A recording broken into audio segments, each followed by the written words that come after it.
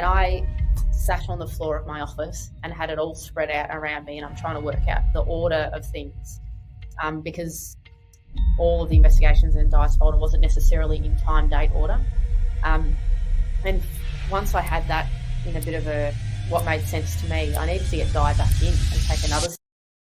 Welcome back to Code Red, everybody. We're part 2 of our Stalker case from Australia, the land down under. And with us, we have Dee McDonald, who was the survivor of the stalking case. And we have the investigator, Beck, who actually brought this thing to closure and is going to kind of take us home here in episode 2. Beck, I have to ask you. Fitz is here too, by the way.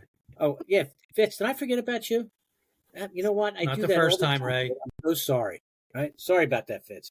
But anyways, Beck, before you were assigned this case with Dee, did you know anything about it? Had you heard about it? No.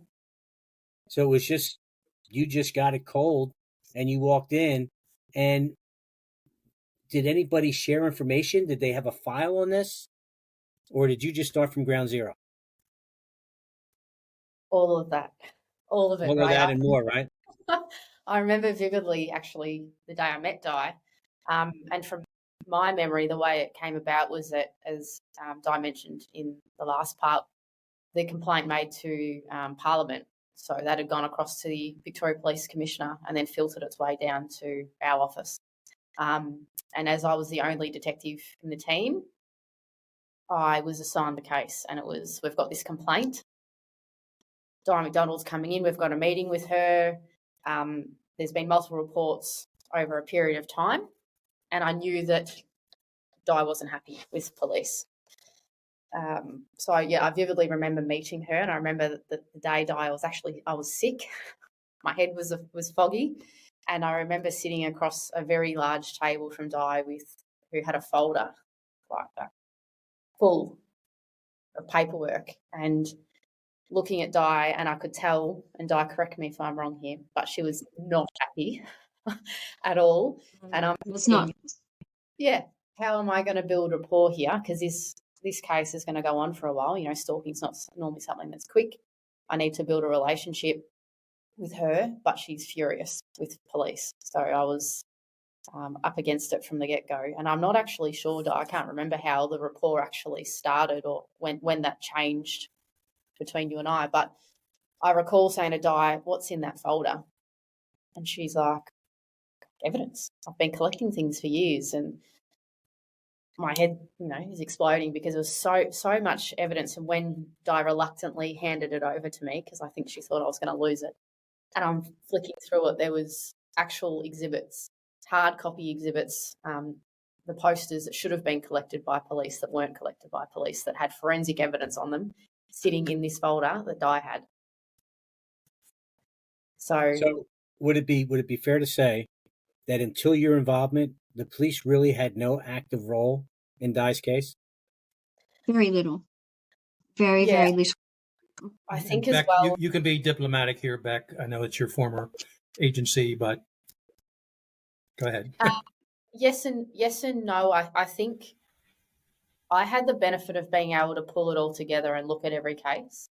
Prior to family violence investigation units being created, and that was on the back of a royal commission. So prior to, I'm not even sure the year, it might have been 2018, but those specific units created with detectives to investigate family violence, it wasn't. It was done by uniformed members on the divisional van that are going to multiple jobs and things. So they weren't able to spend the time on these cases. So when I was assigned to Di's case, and I was able to go back and look at our system and see every report she'd ever made and see that they weren't all to the one police station, and that's not any fault of Di's. You go to the closest police station.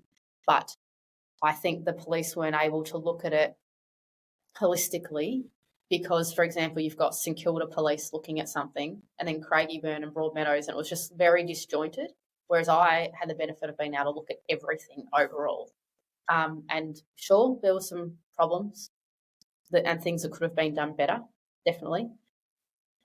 But I was able to pull some of those cases that had been unsolved and add them to my investigation when I started that with Di.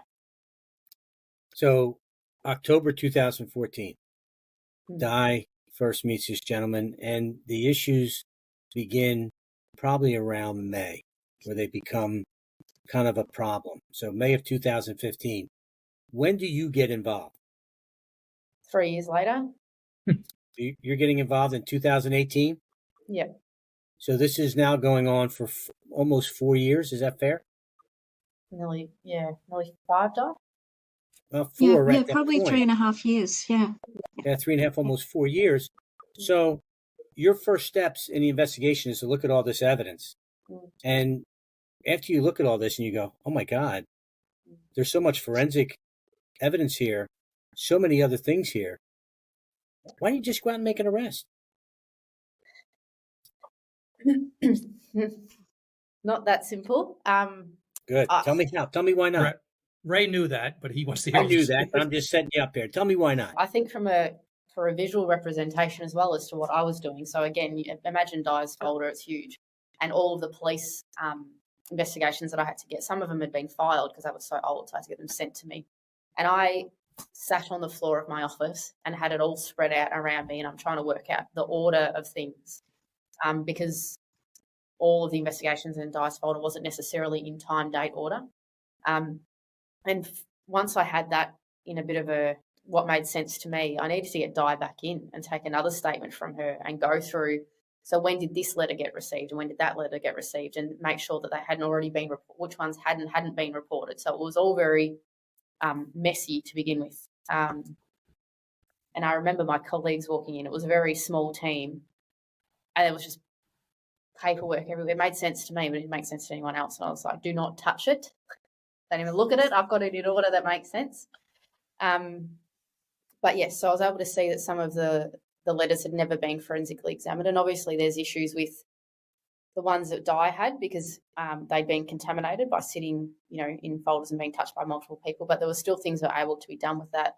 Jim, you held up a letter before where I think from memory you can see at the top of it there's the tape. When it was photocopied, probably you can see that there was tape and fibres stuck in that tape from when they were stuck on the business windows.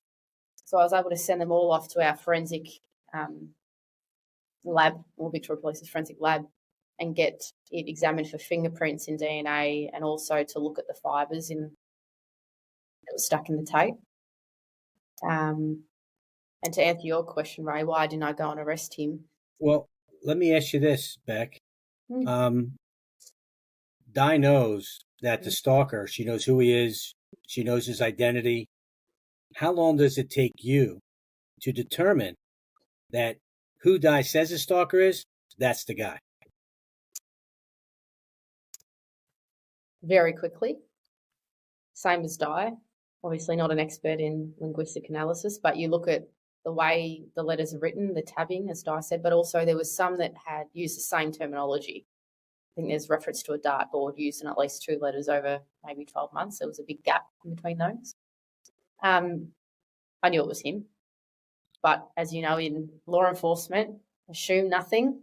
You've got to prove it first. Everyone's, here, innocent until proven guilty. So I needed to get all my ducks in a row.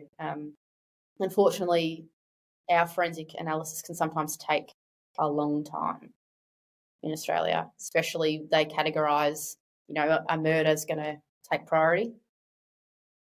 So things were going to take a long time, unfortunately. You're developing along the way here, so our audience knows. You want to arrest this individual, but you need to develop probable cause. Yes. And you're putting this together. You're doing some forensic testing. You're doing some interviews. You're doing a lot of different things to develop this probable cause. What does it take for you to get to the point where you develop enough probable cause that you can at least, maybe not arrest the person at this point, but at least take a look behind the scenes of this individual, like in his vehicle or in his house? How long does it take, and what's the defining moment with that gets you over the hump? From my memory, I think it was around this Christmas time, 2018, was when Jim got involved, I think. But prior to that, as I said, we knew it was him, and I was really worried that the forensic analysis wasn't going to help me because, as I mentioned, there was fibres in the sticky tape, which led me to believe the person was wearing gloves. So if there's no fingerprints and there's no DNA, how am I going to prove this? And so the way I got Jim involved, and I'm not sure if the detective wants me to mention her name, but I reached out to Victoria Police's criminal profiler who knows Jim personally. And the purpose of that conversation was, I need help with an interview plan. How am I going to interview him? This is what I know about his personality and what he's been doing. And in my mind, I needed him to make admissions because otherwise I wasn't going to be able to charge him. I wasn't confident at all that we would be able to charge him. And she came out, she looked at everything that I had, and she said, have you thought about linguistic analysis? Which I didn't know about because it's not something that's done, that I know of. And she mentioned the Unabomb case and Netflix, and sorry, Jim, I hadn't heard of it. That's all right. That's all right. We need to be able to get his head through the door on the way out of here. You know what I mean? But what I want to say to you is that these conversations about forensic linguistics and talking to Jim and getting his assistance in this, which, by the way, was instrumental in bringing closure to this. But did you do that prior to going into his home, or was it after you went into his home when you had these discussions? Because you did get a search warrant for his home, correct? Yeah, we did. And I apologise. I can't remember which order it was. I think it took me a long time to get approval for Jim to be involved. There's a lot of red tape around that. But I definitely did a search warrant on the house. The stalker wasn't home at the time. He, from memory, he saw us coming and left it and received a phone call, but didn't want to come home while we were searching the house. But that was another big moment as well. But circumstantial evidence was found. For example, searching the kitchen and the dining table, there was, other members going through everything. And there was a plastic shopping bag, like a grocery bag, that I looked at, and in that was a black balaclava and black gloves, which is mind-blowing to me that they would just be sitting there ready to go in the house. Why? Why is that mind-blowing to you? It's like a little go bag. Yeah, absolutely. And if I could add, there was surveillance film or surveillance recordings from one of these storefronts or telephone pole, wherever these posters were being put up, and there's a guy in the description of the clothing you also found in the stalker's house. Correct. Yeah. So again, maybe not direct evidence, but circumstantial, as you said. Circumstantial, for sure. There was also other things located in the house, such as one of the photos that's used in one of the flyers. I think it was Di and Kathy. Can you hear the drilling? I heard a little bit of it, but don't worry about it. Sorry. So one of the photos of Di and Kathy that was used in a flyer, there was a cutout, a piece of paper where you could see it was a Facebook photo. So the comment and stuff was still there, but the photo was gone. And that's just randomly in a kitchen cupboard, sticky tape, things like that. So we were able to seize all of those things and send them off for testing. The glove fibres in the tape was compared to the gloves that I seized. And obviously it's difficult for the experts to say that the fibres are from those gloves. They can't say that. But what they did say was that the fibre type was so unique that it would be unlikely that they weren't from that type of glove, which also added to my case. But again, it's not illegal to have a balaclava and gloves in your house. It's just circumstantial. But it was a really big win for me and the case just to have that. And also to find from memory, we found some other writing styles, cards and things that I think we might have used as well later with Jim. Beck, investigatively, did you feel comfortable telling Di about the results of the search, or is that something you wanted to keep close to the vest for the investigation? How did you handle that part, knowing you have Di as she's not a survivor yet at that point, she's still going through this, but basically she is the target of the stalker. So were you relating some of this information to her at this point? I tried to keep Di as updated as possible. I think that added to the rapport building, because I always said to Di, I'll tell you if I've got something to tell you. Ring me if you want to know anything, and I'll tell you what I can. I don't know, Di, that I told you that we found the balaclava. Yeah, you did. You did call me about issuing the search warrant and what happened when you first went into his home. You did tell me all of that. Yeah.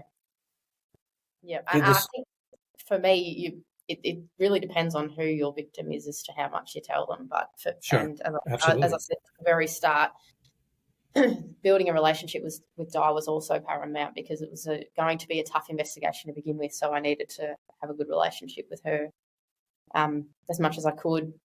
So, and then I think it was April 2019, roughly, that he was arrested. And that was after we definitely had Jim's report then. Well, let me ask you, when I know you're going to show there's the front page of the report. I yellowed some things here, but it's dated February 7th. And I think it was right around the Christmas holidays of 18, Beck, that you first reached out for me. It was a cold email. I'd done some work with Victoria PD before, about a year before, in another case involving threatening or harassing letters. And just coincidentally, here is another detective from the same PD in Australia contacting me. And I had a good working relationship in the past, and we worked out the details, and I got to work, and luckily this stalker had sent Dee, and she described some of them, some letters he wrote. We actually come in your store and hand them to you, or hand them to other people, Dee, and then and that they became the known writings of our suspect, because you always, if you're going to do authorial attribution analysis, fancy word for comparing documents for content, etc., you need question communications. And what do we have? 24 of them or so of the different flyers around Victoria. And then we had another handful of known writings of the stalkers, which contain a lot of good information linguistically. And that's how that part came together. And I know, Beck, I've heard you say in the past that I emailed you that report, and you went right to the conclusion at the end, and you were kind of glad in how I sort of summarized that for you. And I think you told Dee not too long after that.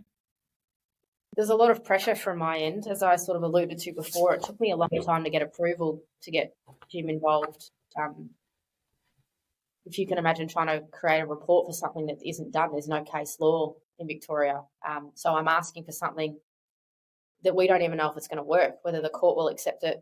Obviously, I knew about the other detective that Jim's referring to, but that wasn't resolved either at court.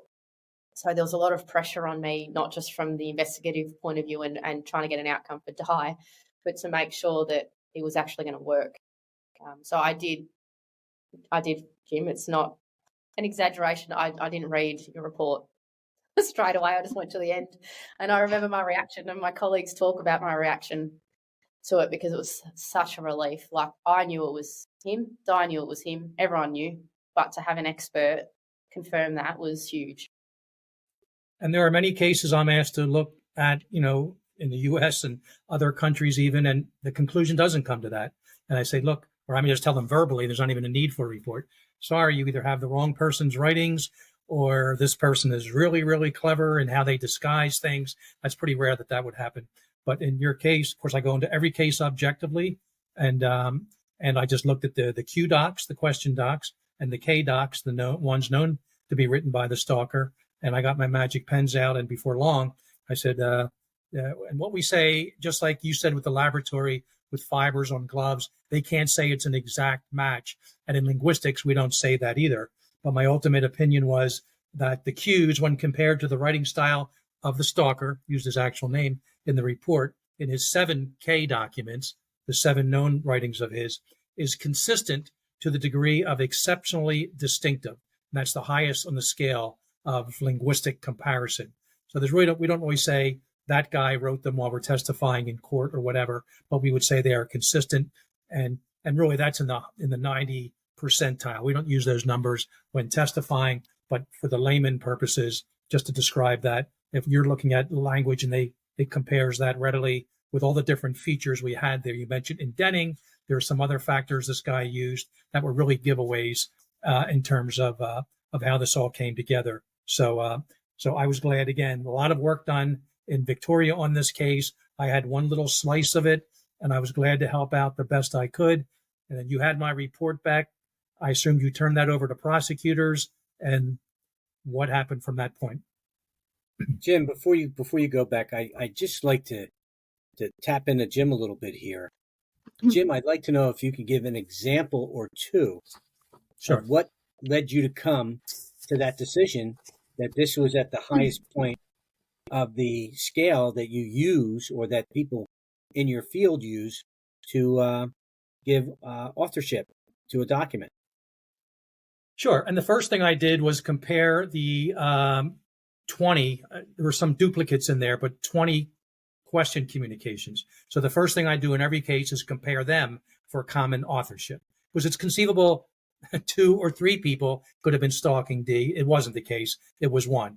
And that was my first opinion in my report. And then after that, it was, it came to some very specific factors in that, and I think Beck mentioned this earlier about the indenting. And there were 71 separate paragraphs in the Q docs. 53 of those paragraphs were indented, making it 74.6%. Gets a little wonky here, but these numbers are actually valuable when it comes to comparing these. Now looking at the K docs, the ones the stalker wrote for D, there are 102 paragraphs I counted. 86 of them are indented, which came down to 84.3%. So we have within about 9 percentage points there of the number of paragraphs indented. From a linguistic, stylistic perspective, that's important. Another factor, many of these sentences of both the Q docs and the K docs, many of the paragraphs were just one sentence. So again, some quick numbers here, 71 paragraphs in the Q docs, 70 of them contain only one sentence. So that's a 98.5%. And with the K docs, 102 paragraphs, 88 of them are one sentence, 86.2%. So both they're not consistent 100% one way or the other, but it actually strengthens the case just as much when you have an inconsistency, yet the percentage of those two things are very much fall in line percentage-wise. There were some spelling issues. This guy liked using uppercase lettering for just common nouns. And there's a few cases of those in the Q docs. And then we have that a lot in the K docs. Now, in German language, they use uppercase for common nouns, for certain common nouns. But that's not in English or Australian English. This guy had a individual habit of just uppercase lettering on certain words like hospital, police, birthday, charges, and not the same words in the Q docs, but just unusual common nouns or occasionally verbs in which they were, in fact, at the same time, used the same way. This guy liked using all uppercase lettering for the word no for emphasis purposes. So capital N, capital O, a number of times in the Q docs, capital N, capital O, a number of times in the Q docs, in the K docs, sorry. So mix up on apostrophes and pluralization and possessives, and entirely in bold sentences. So all of these added together, one or two of those features may not have meant as much, but since this is the only person that had inside information on Di McDonald, and we have those in some of these flyers, lo and behold, we're finding these Q docs and the K docs line up so well from a stylistic and orthographical spelling perspective that this just built this case for me. And the way I phrased it, consistent to the degree of exceptionally distinctive, there was really virtually no other way that it was a different author than our stalker. I have to say, and I throw this out to you, Beck, a lot of initiative, innovation on your part. You're doing something that nobody else has ever done. There's no case law. There's no precedent. And yet you go and you do something, and that's what brings your case home. I mean, I think that is amazing. And I wish there were more law enforcement officers like yourself that had that mindset. That's what it takes to be able to get things done.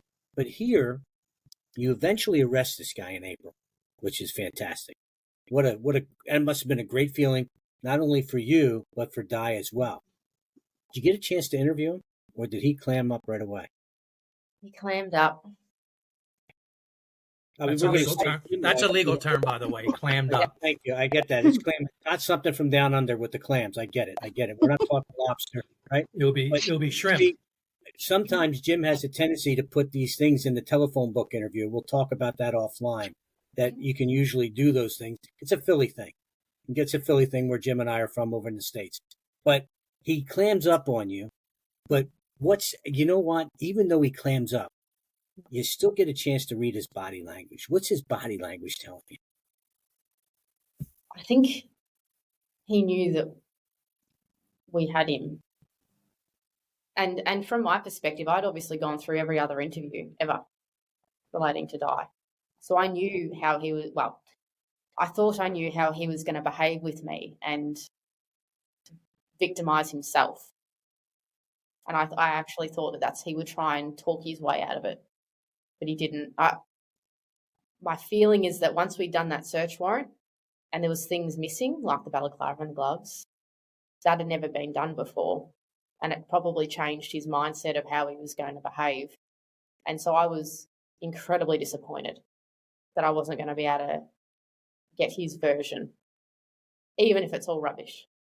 I was hoping that it would be the opportunity to tell Di his reason for why he did what he did, no matter how fanciful that was.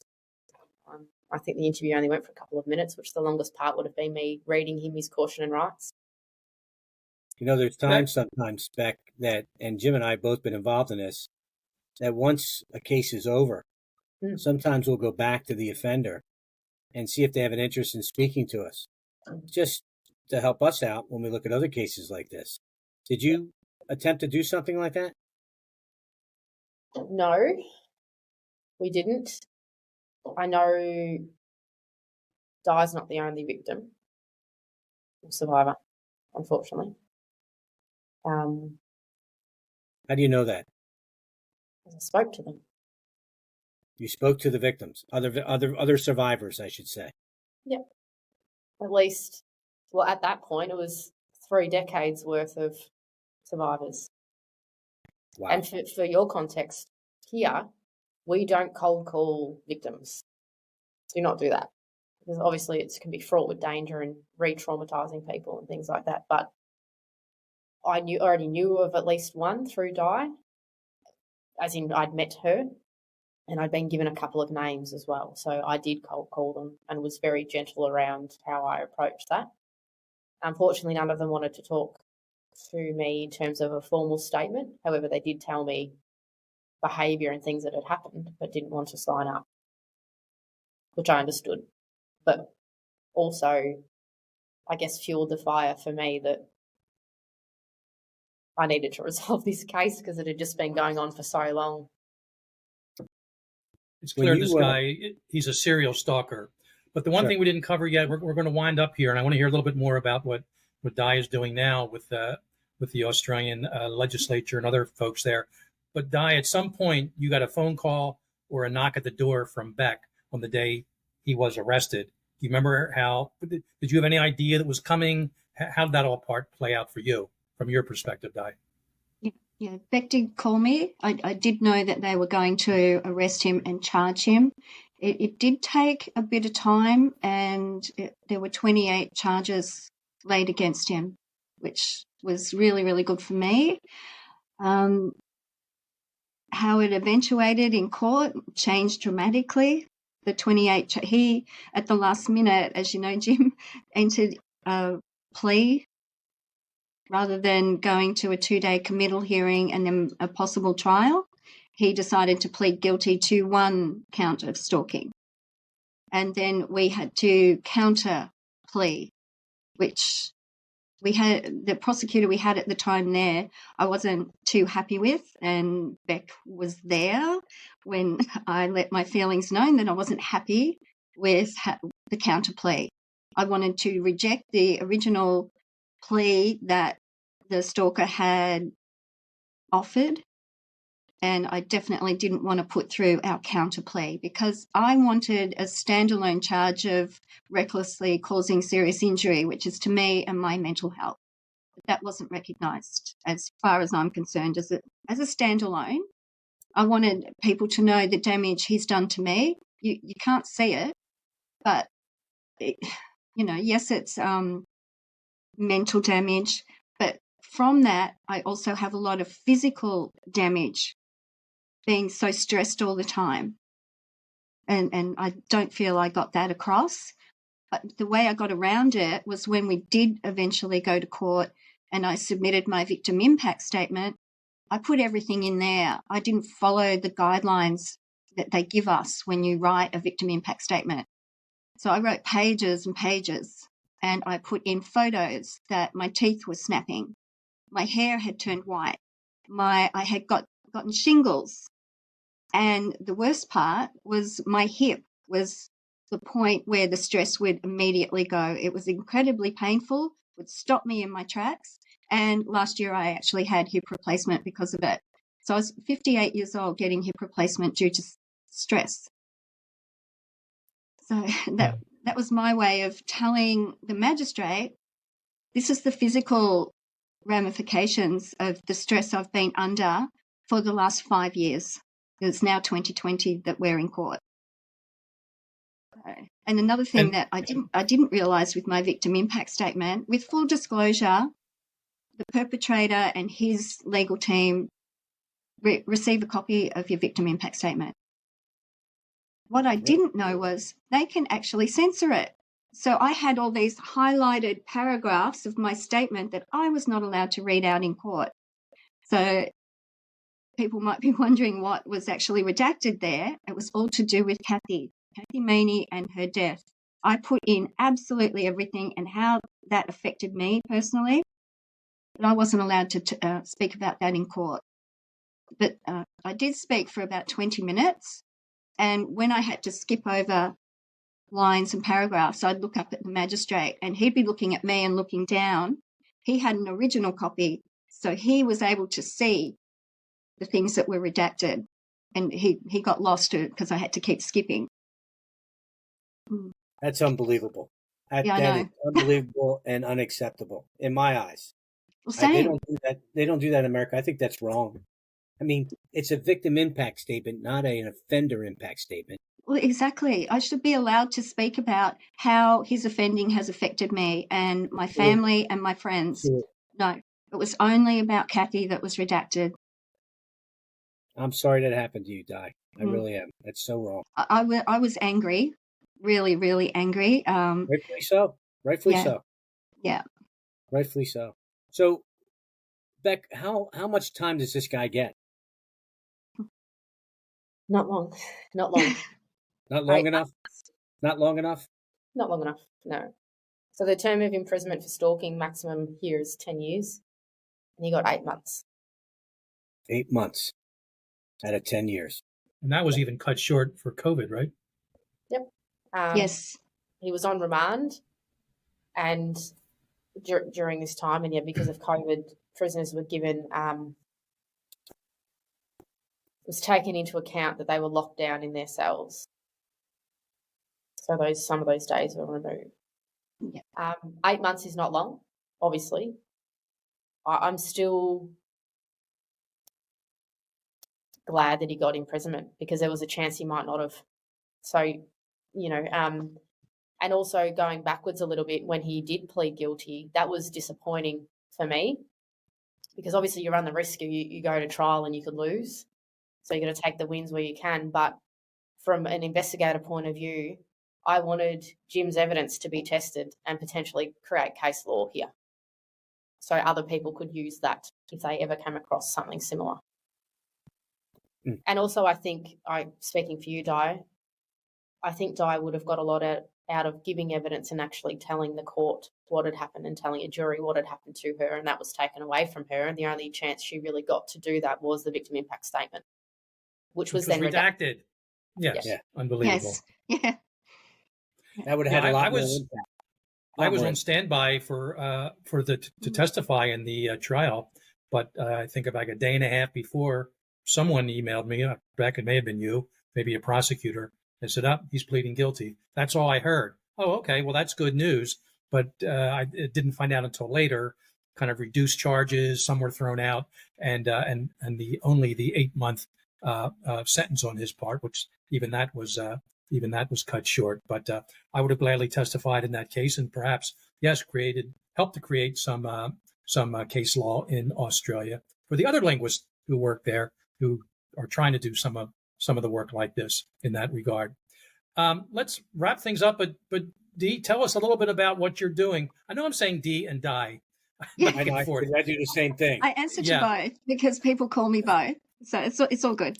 But I'm doing it in the same interview, and whatever. I have a niece with the exact same name as you, and a little bit confusing there. But tell us now, you could have easily, again, I don't want to use the word victim, but you could have just been a victim and went away and forgot about this. You are a survivor, and you took the mantle on this, and you said, no, I'm going to do something for future stalking survivors. And you talk to people, you talk to politicians, you talk to other people with influence.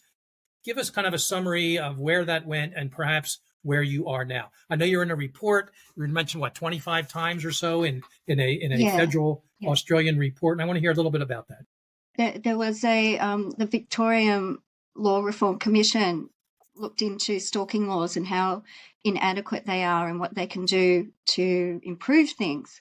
So I submitted a nearly 9,000 word submission for that. And the final report, 7 of my recommendations to help victims when they first go into a police station and all the way through should be implemented. And so with my story, it was mentioned 25 times in the final report, which I'm very proud of, that they actually listened to me. From there, I've been appearing in Parliament, updating victims of crime compensation. I was not allowed any compensation. They said to me, come back when I had a case. So I was funding all of my security measures and that by myself. I'm extremely grateful to my bank allowing me to redraw equity out of my home to do this. It's very expensive. Still your money, though. Yeah. I had to also purchase a new car because he had completely destroyed my car. So now the Compensation Act has stalking and threats to kill and threats to cause serious injury as something that a victim can claim or a survivor can claim. And another thing, what I didn't know was with the Compensation Act, a perpetrator is actually advised when you go for compensation, when you apply. I didn't know that. So they have a say in whether or not you receive any compensation. That's now been taken away. Good. Well, that's good. That's good. It's just insane that the perpetrator has so many more rights than a victim survivor. So that was a big tick for future victims. And so now what I'm trying to do is get a foundation happening, the Stalking Awareness Foundation for Empowerment, SAFE for short, and also implement a Stalking Awareness Day in the month of May, because the month of May here in Australia is Domestic Violence Month. So I think it's fitting that we have a day in that month just solely for stalking and how people can recognise it, what they can do to protect themselves, where they can go for help, and so on. With that said, Di, what should people do if they're being stalked? I mean, you wrote the book on it. I mean, I think so. And she didn't want to be the author either. And you didn't want to be the author. No, that's correct. I get it. Yeah, that's true. But what you did is amazing to me. I think you're amazing. Thank you. For what you did. And Beck, you're even amazing in what you did and how you were able to bring this thing together with your innovation and getting things done. But with both of you guys, what should victims do if they're being stalked? Yeah, keep everything. For whatever reason, I kept the original rose he gave me. I think I had it in a book, pressing it, how it dries out and you press Mm-hmm. whatever reason, I did that. And just started keeping everything else, from the used condoms he left on my doorstep and in my mailbox. I kept those.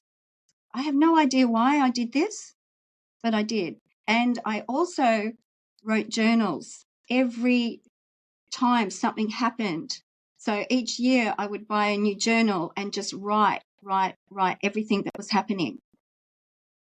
You forget when it's overwhelming and you've got so much going on in your mind, and you've still got to function, you've still got a house to run, you've still got children to get to school and things like that, and sick parents, so journal keeping was very productive for me.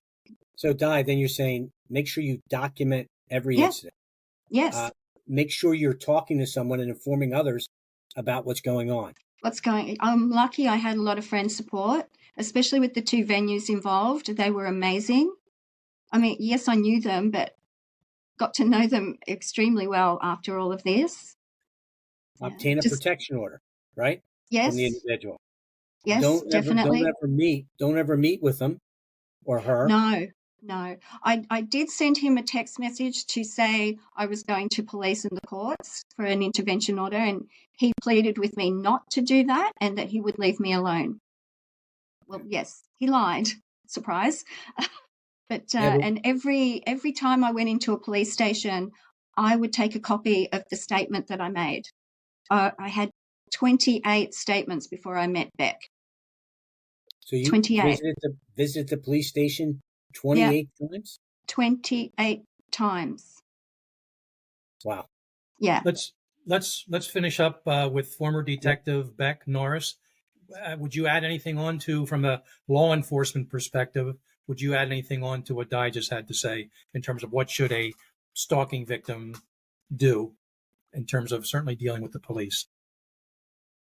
I think, unfortunately, Di is absolutely correct in terms of documentation. You can't underestimate how powerful that is when someone comes in with times and dates and what's happened, because, as Di said, when stalking is going on or offending is going on, things become blurry and you forget, and it makes it really hard for law enforcement. I appreciate that it's not always safe for people to keep journals or things like that, especially in a domestic violence type stalking situation. So I would certainly suggest even you can get apps on your phone that you can hide things and make notes so that it's safe. Send it to friends and delete messages so that there's a record somewhere. It's incredibly important. But as I said earlier, to trust your instinct and don't take no for an answer. If you go to a police station and they don't give you the support that you feel that you need, don't accept that. There's ways in Victoria where you can contact the officer in charge of the police station. Contact them. If that fails, contact the Professional Standards Command and make a complaint. It shouldn't get to that, but don't ever accept no. And in the U.S., that would apply whether it's FBI, local police. There's always a sergeant, lieutenant, captain, chief, someone. Keep going up those higher ranks and let them keep saying no. So if something bad does happen, we're hoping it doesn't, it's going to fall back on them and make them really look bad. I've worked a number of cases as a police officer, FBI agent, and later profiler, in which sometimes the local folks didn't get involved as much as they should have, and it turned out to have some really nasty endings for the not a survivor in these cases, but victims. So, look, we've kind of gone a little bit over our time. I can't thank you two enough, first of all, for bringing me into this case back in, I guess, right around Christmas of 2018, and allowing me to work it. I learned from this case. It's something else. I actually use, I black out names, whatever, but I use it in my teaching at Penn West University for threat assessment, forensic linguistic analysis. So and my students learn from, unfortunately, Di, what you had to go through. But that makes them better at what they do for future cases in that regard. So I'm happy both of you came with us to on the program today, and I hope a lot of women and some men out there, men are stalking victims too at times, and they learn the rules kind of are the same, more or less, in terms of things you should do in terms of documentation, going to law enforcement, what have you. So, so again, thanks to you guys. Ray, I'll turn it over to you to take us out of here. One last thing is I am honored to be in your presence and to be on a show with both you, Di, and you, Beck. I think you guys are fantastic, and you are heroes to women, and they should look up to you of exactly what to do when they're involved in a situation like this. You guys are fantastic. Thank you for being here with us tonight. With that, everybody, Fitz and Ray are signing off. Make sure you subscribe to Code Red for updates and details about this season's programming. Take care, everyone. Bye. And we're out.